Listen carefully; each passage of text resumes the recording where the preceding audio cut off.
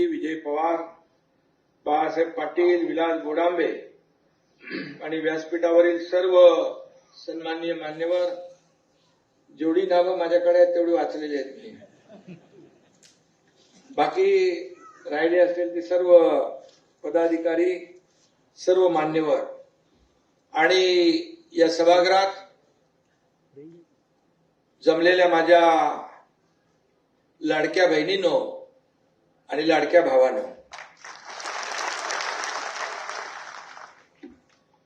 खरं म्हणजे निसर्गरम्य अशा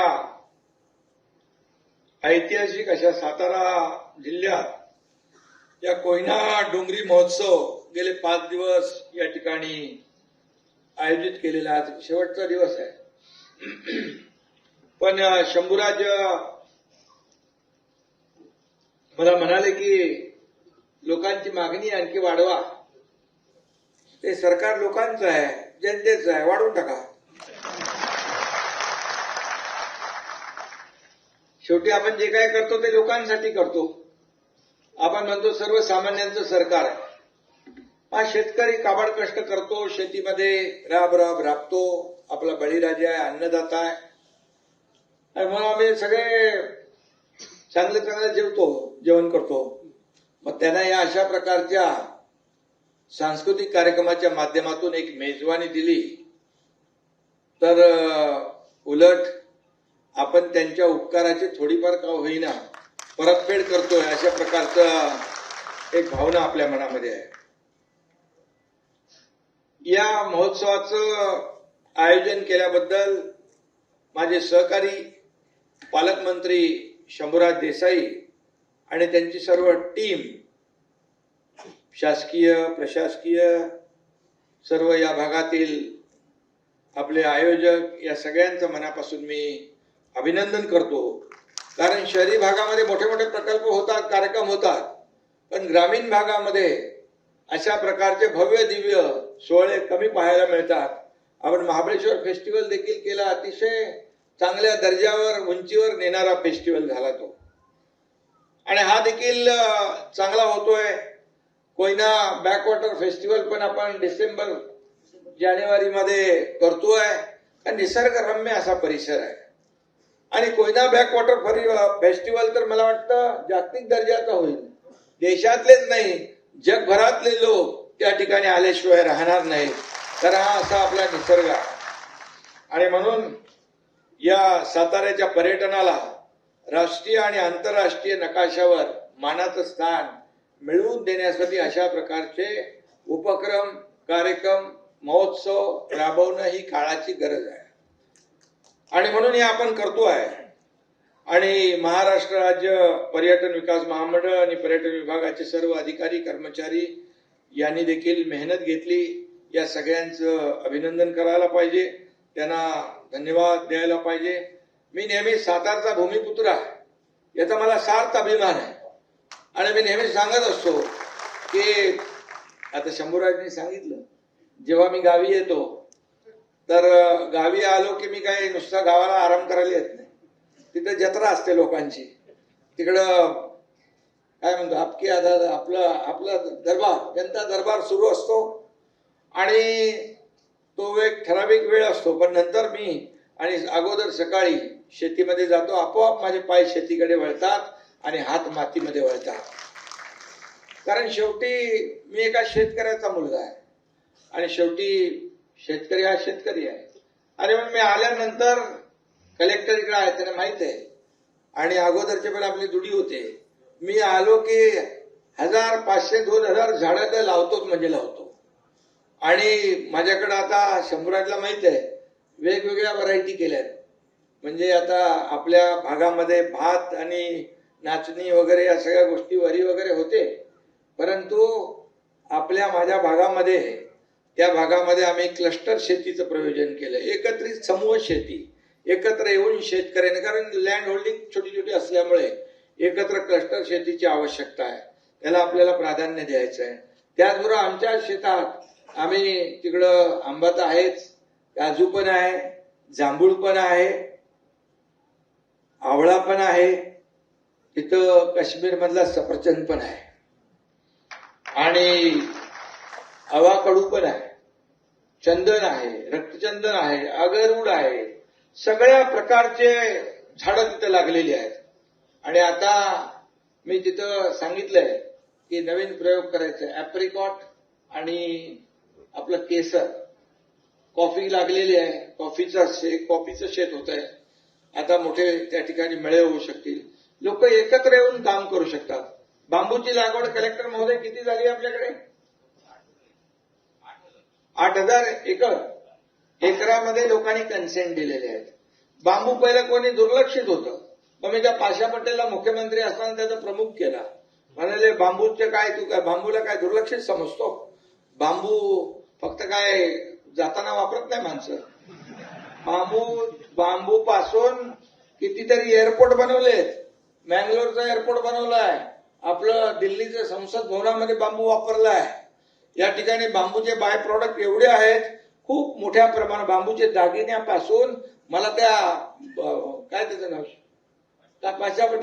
पाशा पटेलने टी शर्ट पण मला दिलाय, टॉवेल पण दिलाय, चष्मा पण बनवलाय, घड्याळ पण बनवलंय बांबूचं.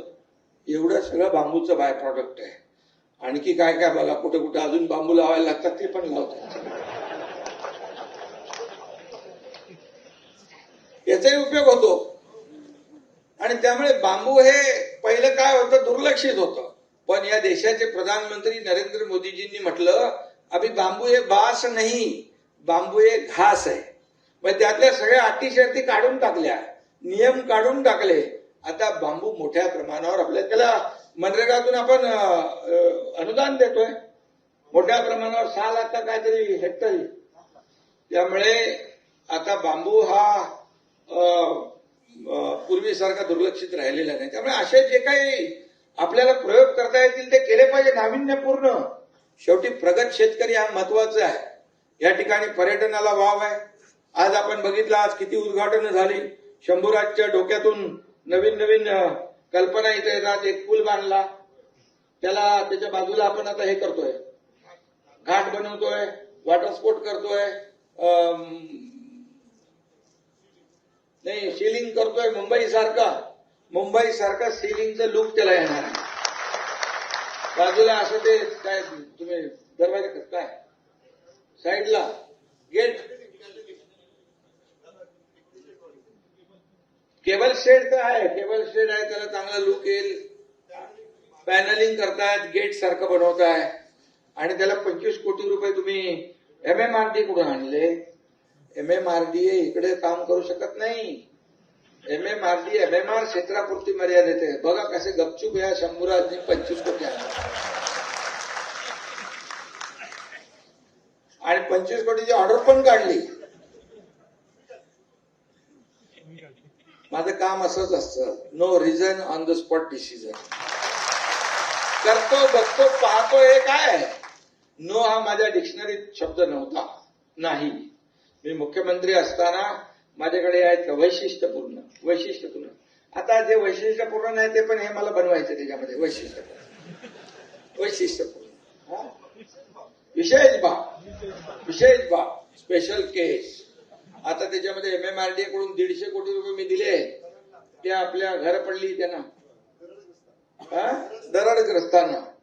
तेव्हा मी मुख्यमंत्री नव्हतो, UD मिनिस्टर होतो. पण मी माझ्या अधिकाराचा वापर केला. मी म्हणालो, MMRDAचे आमचे अधिकारी आहेत, त्यांना म्हणालो, तिकडे दरड पडली आहे, लोक आपले संकटात आहे. मग संकट तिथं आपण धावून गेलं पाहिजे, आपत्ती तिथे आपण धावून गेलं पाहिजे. काय करायचं साहेब? बोले घर बांधायचे तिकडे. अरे बोले MMRDA क्षेत्राच्या बाहेर आहे. अरे बोले ती माणसंच आहेत ना, ती इथं राहणारी का तिथं राहणारी माणसंच आहेत, जीव सारखाच आहे. आणि लगेच मी बोलो, माझा आदेश लिहून टाका, माझी सही घ्या, 150 कोटी रुपये आपण मंजूर केले. त्यातले ते लोक आले होते, आता घर घ्यावे. आता इथे घर, त्यांना एक आनंद, चांगलं घर झालंय ना, क्वालिटी. तर चांगले क्वालिटीची घरं त्या ठिकाणी होत आहेत. ते लोक राहायला गेलेत, आणखी लोक जातील. शेवटी आपली बांधिलकी सर्वसामान्य लोकांशी आहे. सर्वसामान्य लोकांची आपली नाळ जुळलेली आहे. त्यामुळे हे सगळे जे काही मी मुख्यमंत्री असताना आतापर्यंतच्या इतिहासामध्ये अनेक निर्णय आपण घेतले. मुख्यमंत्री माझी लाडकी बहीण योजना घेतली. त्याला खूप लोकांनी विरोध केला, पण मी पण गरिबी पाहिली आहे, माझ्या आईची पत्नीची तगमग पाहिली आहे, काटकसर पाहिली होती मी, ते लक्षात होतं माझ्या. जेव्हा माझ्याकडे अधिकार येईल तेव्हा मी काहीतरी यांच्यासाठी करीन आणि मग त्यातूनच मुख्यमंत्री माझी लाडकी बहीणचा जन्म झाला. किती विरोध झाला, कोर्टात गेले, कुठं कुठं गेले. आला बोल कुठं जायचं तिकडे जा तुम्हाला, पण तुम्हाला काय टिकून देणार नाही मी. आणि लाडक्या बहिणींना पण मी सांगितले बघा हे दुष्ट सावत्र भाऊ तुमचा विरोध करताय, निवडणुकीमध्ये येणं चांगलं बरोबर, एक खोडा घालणाऱ्यांना काय दाखवायचा असतो ते दाखवा बरोबर. आणि लाडक्या बहिणींनी एवढा मोठा दाखवला की 232 नंबरचा जोडा दाखवून टाकला, पार सापडा सूप झाला. आणि म्हणून मी एवढंच सांगतो, कोणी माईकाला आला तरी लाडकी बहीण योजना कधीही बंद होणार नाही. मध्ये माझ्याकडे तक्रारी आल्या लाडक्या बहिणींच्या, आमचं काहीतरी कशा कागदामध्ये हे जे म्हणून आमचं नाव रद्द झालंय. मी लगेच आपल्या महिला बाल कल्याण विभागाच्या मंत्री त्यांना सांगितलं, मुख्यमंत्री तिकडे होते, बोले 1 महिना वाढवून द्यायला लागेल ई केवायसी करायला. शंभूराज 1 महिना वाढवलाय आपण, 1 महिना आता वाढवून दिलेला आहे ती ई केवायसी करायला. त्यामुळे बघा पात्र लाडक्या बहिणींना कुणी वंचित ठेवू शकणार नाही. आपण शेतकऱ्यांना 6,000 रुपये मोदी साहेब देत होते, त्या काळात नमो शेतकरी सन्मान योजना चालू केली आपण. 6,000 ते 6,000 हे म्हणजे वर्षाला 12,000 रुपये शेतकऱ्यांना देण्याचा निर्णय झाला. 6,000 मोदी साहेबांचे, 6,000 आपल्या सरकारचे. आपण ते मी मुख्यमंत्री असताना सुरू केला. आज शेतकऱ्यांना त्याचा फायदा मिळतोय. पीक विमा योजना आपण सुलभ केली. कर्जमाफीची योजना आम्ही तेव्हा जाहीर केली होती, कर्जमाफीची योजना जाहीर केली आणि लाडक्या बहिणींना म्हणालो 1,500 ना 2,100 देणार. पत्रकार आता मला विचारतात कधी 2,100 देणार, योग्य वेळी आम्ही देणार, बिलकुल देणार. आम्ही कधी प्रिंटिंग मिस्टेक म्हणणार नाही. एवढं सगळं ओढाताण होती तरी सुद्धा शेतकऱ्यांची कर्जमाफी अर्थसंकल्पात आम्ही निर्णय जाहीर केला आणि ते पैसे आम्ही देणार. शेवटी शेतकरी आपला मायबाप आहे. मी नेहमी सांगतो या महाराष्ट्राच्या तिजोरीवर पहिला अधिकार कुणाचा असेल तर शेतकऱ्याचा, माझ्या शेतकऱ्याचा अधिकार. आणि या योजना तुम्हाला सांगायला गेलं तर वेळ पुरणार नाही. अगोदरच्या सरकारमध्ये 2 सुप्रमा मिळाल्या होत्या सिंचन योजनेच्या, काय शंभूराज तुम्ही पण होते. आणि मी मुख्यमंत्री असताना 175 सुधारित प्रशासकीय मान्यता दिल्या, 175. आणि आता ह्या 1-1.5 वर्षामध्ये जवळपास टोटल मिळून आता 200च्या 250च्या वर गेलं. हे लाखो हेक्टर जमीन, शेत जमीन सिंचनाखाली येणार आहे. शेवटी शेतकऱ्याला तुम्हाला जगवायचं असेल तर या ठिकाणी हे निर्णय घ्यायला लागतील. बोंडारवाडी धरणाचं देखील आपण बोललोय, बोंडारवाडी धरणाची देखील एक बैठक लावू आपण, त्याला देखील चालना देऊ. शेवटी जे आपण बोललेलो आहे बघा, काही गोष्टी लगेच होऊन जातात, काही थोडा मध्य शॉर्ट टर्म, लॉंग टर्म आणि मिड टर्म असं 3 प्रकारचं आपलं काम असतं. पण आम्ही जे बोललोय ते करणार, एवढं मात्र निश्चित लक्षात ठेवा. कारण आपल्याला खोटं बोलण्याचं काम बाळासाहेबांनी, आनंदी साहेबांनी शिकवलं नाही. आणि म्हणून एवढ्या मोठ्या मोठ्या योजना केल्या, युवकांसाठी देखील योजना केल्या. त्यातलं काही चालू आहे, त्यातलं काही सुरू करायच्या, त्या देखील सुरू होतील. स्किल डेव्हलपमेंट, लोकांच्या हाताला काम मिळालं पाहिजे. परदेशी गुंतवणूक येते आहे. MIDC तुमच्या साताऱ्यात आहे ना शंभूराज, तिकडे काय कारखाने आणा. उदय सामंतला सांगा, आम्ही सांगतो चांगल्या कारखाने आणा, चांगल्या आपल्या लोकांना हाताला काम मिळेल. हे सगळं केलं पाहिजे. हे शेवटी आपल्याला हे सगळं करून लोकांना हे करू शकतो. त्यामुळे आपल्याला जे मगाशीच मी जिल्हाधिकाऱ्यांना सांगितलं, गाळ मुक्त धरण आणि गाळयुक्त शिवार, याच्यावर आपण काम करतोय. शेवटी हे सगळं जे काय आपल्याला दिलेलं आहे निसर्गाने, ते वाचवलं पाहिजे, ते वाढवलं पाहिजे, जपलं पाहिजे, जोपासलं पाहिजे. आणि म्हणून या सगळ्या गोष्टी ज्या आहेत, शंभूराज चांगलं काम करतायत. इकडं पूल रस्ते पण उभे करतायत, सांस्कृतिक कार्यक्रम पण करतायत. आणि माझं एकच सगळ्यांना सांगणं आहे, पर्यटनाला आता आपण रोपवेला पैसे दिले या अर्थसंकल्पात, रोपवे मंजूर केला नाही वासोटा, आणि तिथं देखील त्याच्यामुळे रोपवेमुळे मोठ्या प्रमाणावर पर्यटनाला चालना मिळेल. एक क्लस्टर शेतीमुळे नवीन नवीन प्रयोगामुळे लोकांना शेतकऱ्यांना पैसे मिळतील. माझी इच्छा एकच आहे, या भागातला तरुण कोणीही नोकरीसाठी गाव सोडून बाहेर जाता कामा नये. जो गेलेला आहे तो पुन्हा इकडे परत आला पाहिजे, ही भूमिका आणि हा संकल्प आपला आहे. आणि म्हणून त्यासाठी बघा, कधी बघितलं होतं कोयना नदीवर पूल बघितले?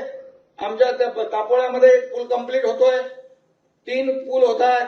एक आपटी ते तापोळा आपटी होतोय, एक तापोळा ते पलीकडच्या साईडला कांदात खोऱ्याचे 105 गावांना जोडतोय. दुसरा कोकणातून येणारा रस्ता पश्चिम महाराष्ट्राला जोडण्यासाठी तो देखील आपण पूल करतोय. म्हणजे पश्चिम महाराष्ट्र आणि कोकण हे जोडण्यासाठी देखील आपण काम करतोय.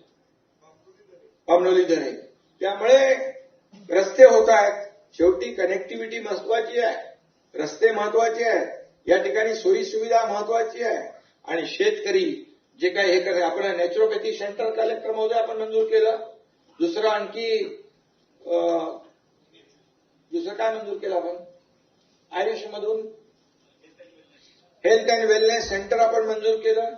आता इथं तुमच्या सगळ्या भागात नवीन महाबळेश्वरचं काम सुरू झालेलं आहे. नवीन महाबळेश्वर जर कंजेस्टेड झालंय, आता सगळे पर्यटक तिकडे जरा जाम झालेत, त्यांना इकडे तुमच्याकडे फिरायचंय मोकळ्या हवेमध्ये. आणि त्यामुळे नवीन महाबळेश्वर करण्याचा उद्देश काय? तुमच्या इथल्या सगळ्या जमिनींना भाव आहे, तुमच्या इकडच्या माल, तुम्ही जे काय पिकवाल त्याला मोल येईल, तुम्ही जे काय प्रॉडक्ट काढाल त्याला पैसे येतील, पर्यटनाला चालना मिळेल. सगळ्या गोष्टी ह्याच्यामध्ये तुम्हाला एकच सांगतो, आमच्या शेतकऱ्याची एकही इंच जमीन सरकार घेणार नाही. आणि एवढंच सांगतो तुम्हालाही, शेतकऱ्यांनी देखील आपली जमीन ही काळी आई विकता कामा नये. इकडे सोनं होणार आहे. आमच्या गावात तर इकडे तर खूप डेव्हलपमेंट आहे. आमच्या इकडे गेलेले लोक वापस यायला लागलेत. पलीकडं कांदात खोऱ्यातली लोक वापस यायला लागले. बोले इकडे आता आम्हाला काय माहिती एवढं सगळं होणार आहे. दम धरायला पाहिजे होतं ना. आता येतात, ठीक आहे, ते आपलीच आहेत लोक. आणि म्हणून हे सगळं करत असताना ह्या अशा कोयना दौलत सारख्या उपक्रमाची देखील आवश्यकता आहे. शेवटी आपल्याला मोठ्या शहरांमध्ये असे उत्सव होतात. अरे ऑडिटोरियम बघा, अरे आमच्या ठाण्यापेक्षा ठाण्यासारखं ऑडिटोरियम आहे, एवढं मोठं ऑडिटोरियम आहे. कधी बघितलं होतं? जिल्हा लेवलला असतं, पण तालुका प्लेसला एवढा मोठा ग्रामपंचायतीमध्ये शंभूराज किती हुशार आहे बघा. गुवाहाटीत होते, तिकडे धडाधड सह्या कधी घेतल्या मला माहित नाही. आणि तिकडून इकडे आल्यावर मुख्यमंत्री झाल्यावर कधी सह्या घेतल्या त्या माहित. मी तुम्हाला सांगतो, मी कधी दिलेलं या हाताचं या हाताला कळू देत नाही. माझं देण्याची वृत्ती आहे. जे माझ्याकडे जेवढे आमदार मंत्री आले ते सगळे काही ना काही घेऊन गेले. आता मला कधी कधी बोलवतात, इथं उद्घाटन आहे, हे आहे, पैसे कधी? बोले तुमच्या काळातले आहे. बोले अजूनपर्यंत चालू आहेत. बोले एवढे तुम्ही दिलेत की पैसे संपतच नाही. आणि म्हणून शेवटी आपण कोणासाठी देतोय? या लोकांच्या विकास कामांसाठी देतोय. आणि म्हणून मला समाधान देखील आहे, आनंदही आहे. अजितदादा एकदा ठाण्याच्या कार्यक्रमात म्हणाले ते गडकरीमध्ये, मी मुख्यमंत्री होतो, देवेंद्रजी होते, ते होते, आणि आम्ही तिघही होतो. म्हणजे एक पुस्तक प्रकाशनचा का काय कार्यक्रम होता, माझ्यावर कोणी काढला. राज्यपाल पण होते त्यावेळेचे. अजितदादा आज आपल्यात नाहीत. आपलं दुःखाची घटना आहे ती. आणि आताच मी सुनेत्रा वहिनींचा फॉर्म भरायला बारामतीत गेलो होतो, तिथून इथं आलो. पण त्यावेळी अजितदादा म्हणाले होते की आतावरच्या महाराष्ट्राच्या इतिहासामध्ये सगळ्यात जास्ती सह्या करणारा मुख्यमंत्री कोण असेल त्यांचं नाव आहे एकनाथ शिंदे. आणि आपलं काय रोग भरलाय पेन काढायचं सही करायला? अरे लोकांचे पैसे मुख्यमंत्री सहायता निधी 450 कोटी रुपये दिले. अगोदर किती दिले होते मला नाही माहिती, पण 450 कोटी रुपये दिले. हजारो लोकांचे प्राण वाचले. कधी बघितलं नाही कोण आहे, कुठल्या जातीचा, कुठल्या पातीचा, काय. जीव वाचला पाहिजे हे मी बघितलं. आणि हजारो लोकांचे जीव वाचवण्याचं पुण्य मिळालं.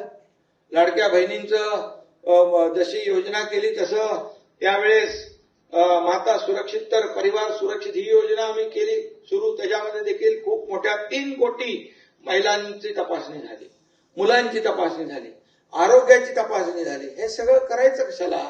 हे कशाला पाहिजे सरकार? हे लोकांच्या कल्याणासाठी पाहिजे, लोकांच्या उद्धारासाठी पाहिजे. मला काय मिळालं यापेक्षा माझ्या जनतेला काय मिळालं हे बघणारं राज्यकर्ता पाहिजे. आणि ती शिकवण बाळासाहेब आनंदगे साहेबांनी आम्हाला दिली आहे. माझी प्रॉपर्टी किती, संपत्ती किती, पैसा किती, अंक किती, किती कमवलं यापेक्षा तुम्ही माणसं किती कमवली आणि माणसांचं प्रेम किती कमवलं हे महत्वाचं आहे. आणि भूमिका घेऊन मी चाललो आणि मला काही चिंता नाही. मला सगळ्या पदांपेक्षा सगळ्यात मोठं पद कुठलं असेल तर माझ्या या महाराष्ट्रातल्या लाडक्या बहिणींचा लाडका भाऊ ही मिळालेली ओळख सगळ्यात मोठी आहे. याचा आनंद आहे, मला समाधान आहे. आणि म्हणून आपल्या इकडची सातारची मंडळी आहेत, सरळ साधी भोळी असतात. पण एकदा शब्द दिला की शब्द दिला, मग तो पूर्ण करायचा, मग मागे फिरायचं नाही. एक बार मैंने कमिटमेंट कर दी तो फिर मैं खुद की भी नहीं सुनता. अशा प्रकारचं काम आपण केलं, अशा प्रकारचं काम केलं आणि म्हणून लोक विश्वास ठेवत आहेत. आज बघा सह्याद्रीच्या डोंगर रांगा आहेत, कोयना धरणाचा विस्तीर्ण जलसाठा आहे आणि त्याच्या साक्षीने महोत्सव जो होतोय त्यामुळे पर्यटकांना केवळ निसर्ग सौंदर्य नाही तर पॅराग्लायडिंग, सीप्लेन राईड यासारख्या साहसी खेळांचा देखील आनंद लुटता येतो. मला तुम्ही हे दाखवलं मग रे कुठला शो, ड्रोन शो. अरे ड्रोन शो कधी बघितलं होतं? ग्रामीण भागातलं ड्रोन शो बघितला. शंभूराज देसाई काय काय बघा दाखवतात, ते चांगलं चांगलं दाखवतात. आणि म्हणून दिग्गज कलाकारांनी हजेरी लावली आहे. आज कितीतरी उद्घाटन झाली, आपले स्टेडियम झालं, हे नाट्यगृह झालं, म्युझिकल फाउंटन झालं आणि काय झालं, लेझर शोचं झालं, तो रस्ता कोयनेवरचा तो झाला, त्याचा आता चांगलं स्कूल झाला. आणि हे सगळं जे होतंय याबरोबर हे सगळं इथे हे पण आहे, दिग्गज कलाकार पण आले, सगळे लावणी वगैरे सगळं लावलं तुम्ही नाही केलं, भजन पण केलं ना, पोवाडा, आपलं सगळं मराठी संस्कृती जी आहे ती सगळी इकडे आणली. कलाकारांना संधी दिली, एक प्लॅटफॉर्म दिला. शेवटी कलाकारांना प्लॅटफॉर्म देणे हे महत्वाचं आहे. कला कुठं पेश करणार ते? अशाच कार्यक्रमातून ते कलावंत आपली कला सादर करतात आणि थोडा का होईना विरंगुळा आयुष्यामध्ये आपल्या सगळ्या लोकांना देण्याचं काम शंभूराजने केलंय. घोडा उंट सफारी पण होती इथं, घोडा उंट सफारी, भजन कीर्तन, महिला बचत गटाचे स्टॉल, हस्तकला प्रदर्शन, खूप काही केलं, कृषी प्रदर्शन, पशु पक्षी प्रदर्शन. त्यामुळे हा महोत्सव सर्व समावेशक झालेला आहे. राधा ही जगातील सर्वात लहान पान म्हैस ती पण आणली. मी बोलतोय काय आहे ना बाबा, म्हणजे बघा कुठं कुठं काय नाही आहे ते इथं आणून दाखवलं तुम्हाला. तुम्हाला बघायला मिळणार नाही ते दिलं. कृषी प्रदर्शन, एआय तंत्रज्ञान कसं वापरलं जाईल ते कलेक्टर मगाशी मला बोलत होते. आणि म्हणून या ठिकाणी आधुनिक परंपरा आणि आधुनिकता, बघा परंपरा तर पाळलीच पाहिजे पण आपण आता प्रगत झालं पाहिजे, आधुनिकतेकडे वळलं पाहिजे. एआयचा जमाना आहे, शेतीमध्ये देखील एआय आणल्यानंतर शेतकऱ्याचं जे काय उत्पादन आहे ते वाढल्याशिवाय राहणार नाही. याच्याकडे देखील आपलं लक्ष सरकार देत आहे. आणि म्हणून सर्वगुण संपन्न गुण जिल्हा कुठला असा तर सर्वगुण संपन्न कुठला आहे? सातारा.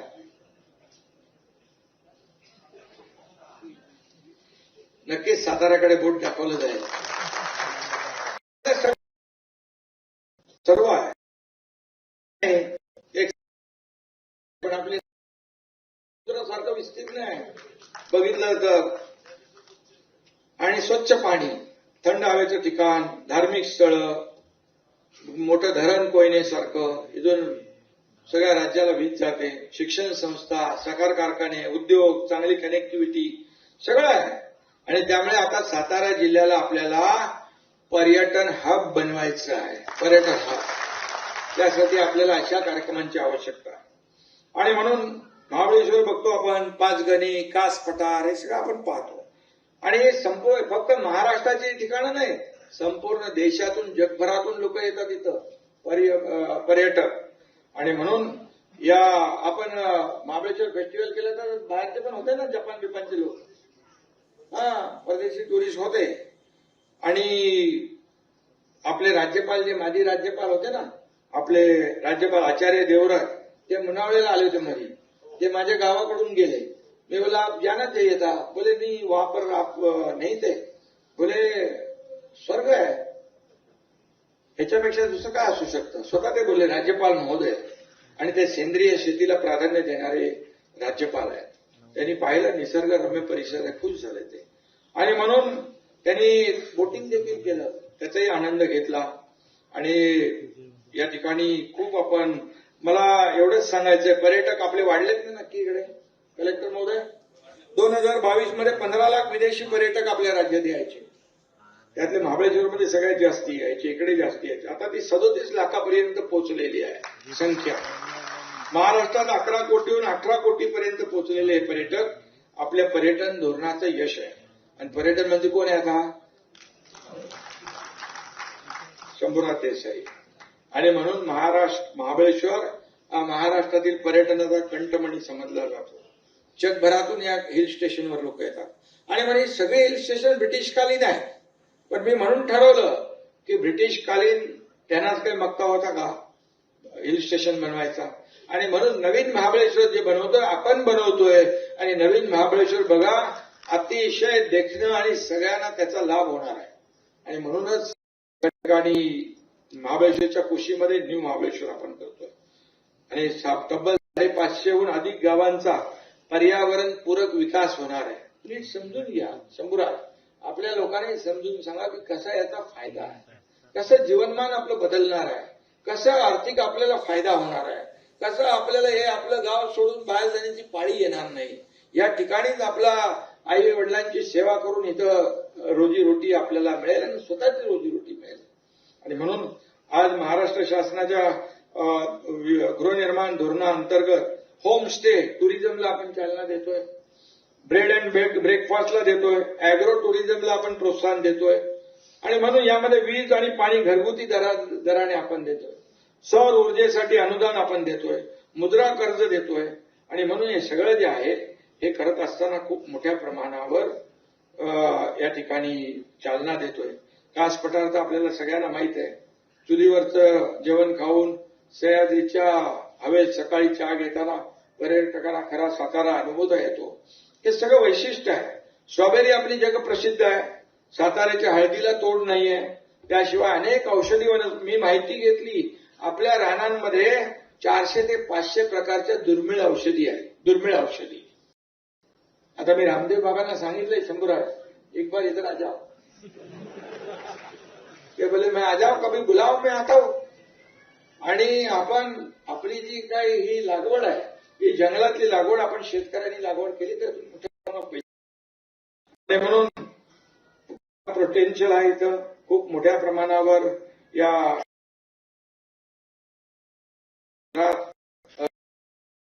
आपल्याकडे हो, कुठले कुठले आहेत ते?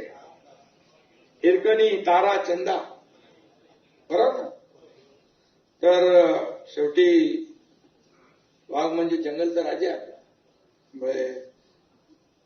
आणि म्हणून मी आपल्याला एवढंच सांगतो की आपला हा ऐतिहासिक सातारा आहे, ऐतिहासिक सगळी भूमी आहे. आणि आपण तारकर्ली सारखी स्कुबा डायव्हिंग सारखं मुनावळ्यात स्कुबा डायव्हिंग करतोय ना मुनावळ्यामध्ये. आणि तेव्हा आपण सुरुवात केली. आता त्याची पूर्तता होईल आणि इथल्या लोकांना देखील काम मिळेल. एवढंच आहे, स्थानिक लोकांना कलेक्टर महोदय, सीओ मॅडम, स्थानिक भूमिपुत्रांना रोजीरोटी मिळाली पाहिजे. हे आपलं धोरण असलं पाहिजे, ही आपली भूमिका असली पाहिजे. आणि म्हणून पर्यटनामध्ये खूप मोठ्या प्रमाणावर आपल्याला वाव आहे. आज तुमच्याकडे काहीतरी सगळं सांस्कृतिक सगळी मेजवानी आहे. संध्याकाळी मी येणार होतो, पण तो कार्यक्रम मध्ये बदल झाल्यामुळे मी दुपारी आलो. आणि म्हणून हे खऱ्या अर्थाने आज अशा प्रकारच्या खाद्य महोत्सव आहे. सगळ्या प्रकारच्या पदार्थांची चव आपल्याला चाखता येते. आणि म्हणून एक प्रकारचं रिलॅक्सेशन आहे महोत्सव म्हणजे एक मेडिटेशन आहे म्हटलं तर बावगं ठरणार नाही. आणि म्हणून या अशा प्रकारच्या कार्यक्रमाची आवश्यकता आहे. एक सामान्य सातारकर, कोयनेचं पाणी पिणारा एक सामान्य गावकरी म्हणून या महोत्सवामध्ये मुख्यमंत्री, उपमुख्यमंत्री, नगरविकास मंत्री वगैरे इकडे आलं तुम्ही सगळं विसरून जातो. मी इथला सातारकर, आपल्या कोयनेतल्या भूमीतला एक कार्यकर्ता म्हणून, एक शेतकरी म्हणून मी या ठिकाणी येत असतो. याचा मला सार्थ अभिमान आहे. आता काही लोक मी इकडे आल्यावर तिकडे त्यांना प्रॉब्लेम होतो. इकडे आल्यावर काही लोकांना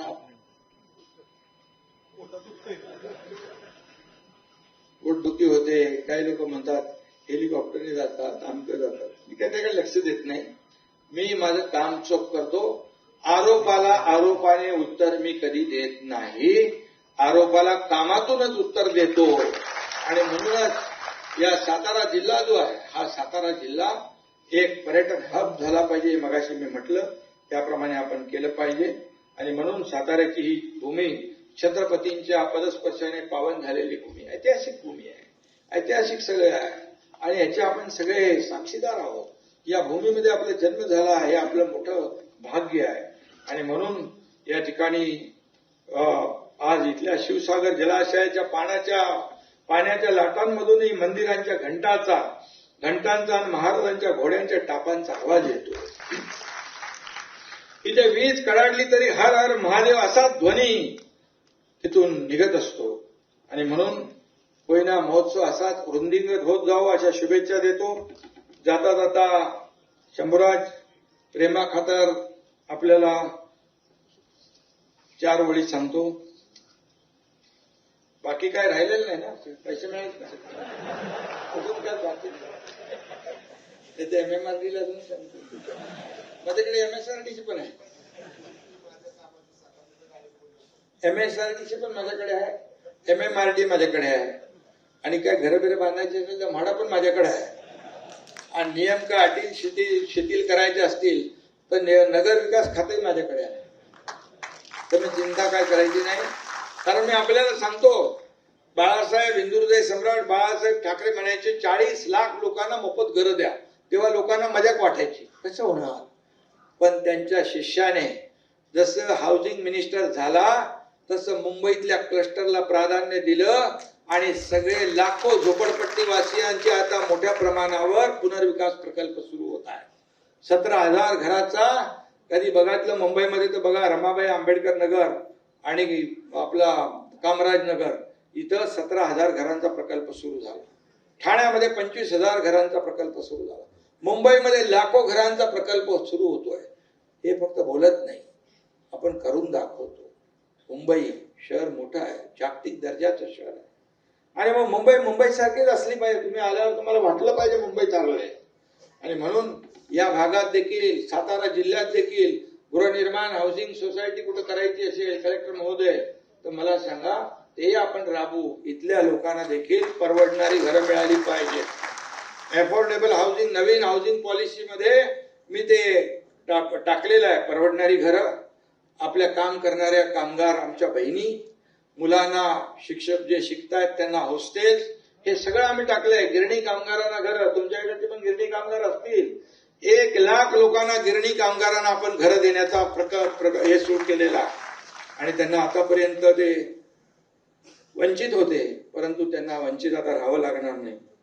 मी आपल्याला एवढंच सांगतो, तुम्ही सर्वांनी शिवसेनेला भरभरून जिल्हा परिषदेमध्ये आणि पंचायत समितीमध्ये यश दिलं त्याबद्दल मी आपल्याला मनापासून